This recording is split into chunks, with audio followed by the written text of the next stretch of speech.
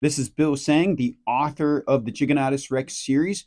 You can find links to purchase the Giganotus Rex books at williamhsang.com, and Sang is Seng, or you can go to amazon.com. You can find books there. Also, don't forget to like, share, and subscribe to this podcast. Enjoy the show.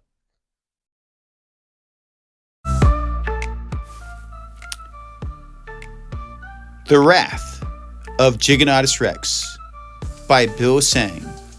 Chapter 4, The Boss. I would say that a 250-foot tall dinosaur appearing outside of a village and decimating an artillery unit is big news. It was bigger than a potential rebellion. After this incident, it would be hard to believe that the villagers even cared about their rebellion anymore. At this point, they needed the assistance of the rulers to deal with this new threat. I rushed back to Midland to report what I had witnessed at the village. I was certain that the media had to have picked up this story already. I entered George's office and he looked as though he had seen a ghost. "Bill!" He hesitated as he hadn't a clue as to what to say next. "You're alive! And don't tell me you thought a giant lizard could bring me down that easily, did you?" I asked. He gathered his thoughts and responded, "I guess I am more surprised you are back so soon. Why did you return already?" I had a very matter-of-fact look on my face. "A couple of reasons," I responded. "Why would you expect me to stay out there?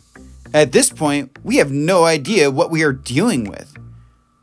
"That's precisely why I think you need to go back," said George. "We could have learned so much more about this incident had you been willing to stick around. You do no good for me here." I felt insulted. "I'm flattered that you think so highly of my well-being," I responded sarcastically. "Has anyone snuck rat poison into your coffee lately? I wouldn't want you to choke." He picked up on his own insensitivity. "Ha ha, wisecracker. I'm glad you're all right, but this is the biggest story we've ever encountered. A giant lizard mysteriously appeared outside of a village to decimate the military?" "To be precise, George," I interjected, "this thing was clearly a dinosaur. And there is the question concerning how the military had responded so quickly. It seems that they were deployed to fight this thing before the residents were notified. Shoot, I don't think the people even noticed this thing until their city caught on fire." One thing at a time, Bill. I want you to first figure out what this creature is. The military is not calling it a dinosaur. According to experts, it is a mutated lizard of some sort. Start there and then figure out the details. He didn't seem to care about what I had just said. "Who knows how it got that big?" "Oh no," I corrected him. "This was a dinosaur. George, trust me, its anatomy, posture, and gait defies the natural design of any existing lizard, and it would be impossible for a lizard to get that big." George interrupted me.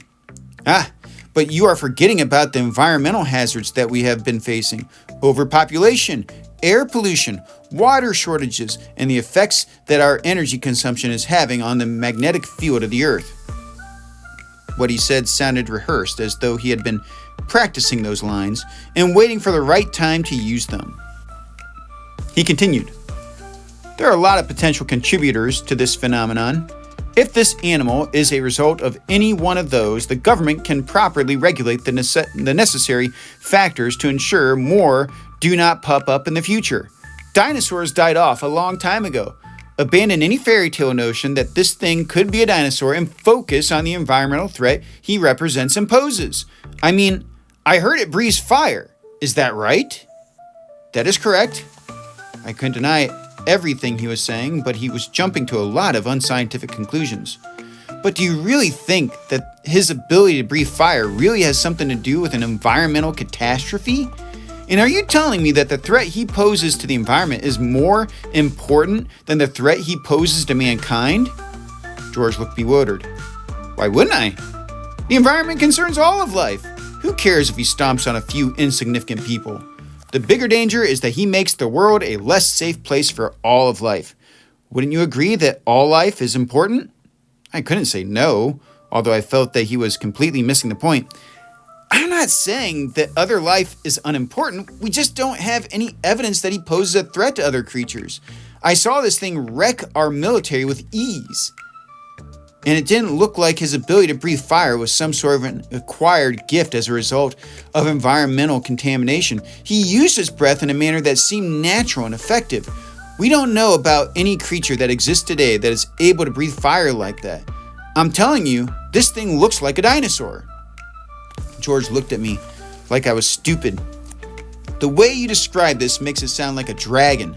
Bill, come on, dragons aren't real. They are make-believe, legends, and fairy tales. They belong in stories with overly masculine men where they are created to compensate for man's stupidity. Don't trust your eyes on this one. Trust science. Science says that it must be some sort of mutated lizard, and its breath must be a result of an environmental hazard. No matter what I said, I couldn't break through to him. This is the most amazing scientific find of the millennium, and he could not even admit that it was a dinosaur. He decided to concede to the opinion of experts who had never seen the monster. He seemed to be getting irritated though, so I decided to humble myself and be on my way. I'm sorry. I guess it's just that I have never seen anything like this before. I need to hit the books. After all, I have my assignment now. George finally seemed satisfied. Take care, Bill. Try not to get stomped on. I left his office frustrated and dissatisfied. Who knows? Maybe he was right. I couldn't conceive the possibility that this was anything but a dinosaur after having seen it with my own eyes. Still, I had a lot of research to do. It is possible that if I gathered enough information, he would be willing to listen to me.